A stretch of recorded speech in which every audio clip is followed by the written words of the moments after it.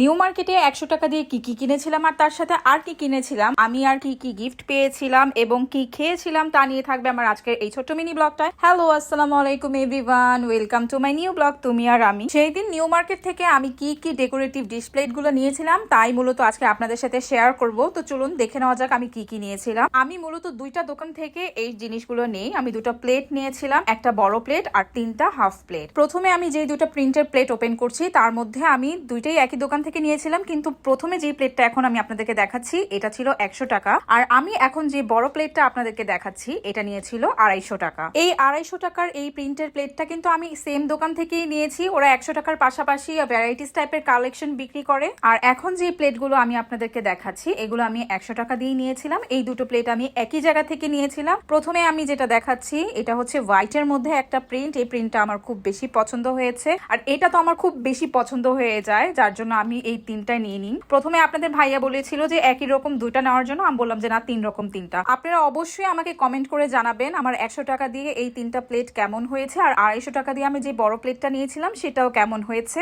আমি একটা ঈদে আনএক্সপেক্টেড গিফট পেয়ে গিয়েছিলাম। এই ড্রেসটা আমি অ্যাকচুয়ালি রোজার ঈদে পেয়েছিলাম, বাট আপনাদের সাথে শেয়ার করতেই ভুলে গিয়েছিলাম। এটা আমাকে আমার খুব কাছের একটা মানুষ গিফট করেছে, নাম বললাম না, বাট সে অবশ্যই আমার ভিডিওটা দেখছে। এটা একটা পাকিস্তানি ড্রেস, জমজম লোন। তার সাথে আমাকে আরো দেওয়া হয়েছিল আমার পছন্দের ডেরি মিল্ক চকলেটটা। এদিন নিউ মার্কেট থেকে আসার পথে অনেক খিদে পেয়েছিল, যার জন্য টেস্টি ট্রিট থেকে খাবার কিনে নিয়েছিলাম ঠিকই, বাট বাসায় এসে আম্মুর হাতের খাবারটাই খাওয়া হয়েছিল, এগুলো আর খাওয়া হয়নি। পরে সন্ধ্যার সময় এগুলো বের করছিলাম খাওয়ার জন্য। মূলত দুটো পিজা বান আনা হয়েছিল, যেটা আমি আর আপনাদের ভাইয়া পরে সন্ধ্যার সময় খেয়েছিলাম। আমার আজকের ব্লগটা এই পর্যন্তই। ভিডিওটা ভালো লাগলে অবশ্যই আমার পেজটাকে লাইক, ফলো এন্ড শেয়ার দিয়ে আমার পাশেই থাকবে। আপনাদের সাথে দেখা হবে আমার নেক্সট ব্লগে, ততক্ষণে আল্লাহ হাফেজ।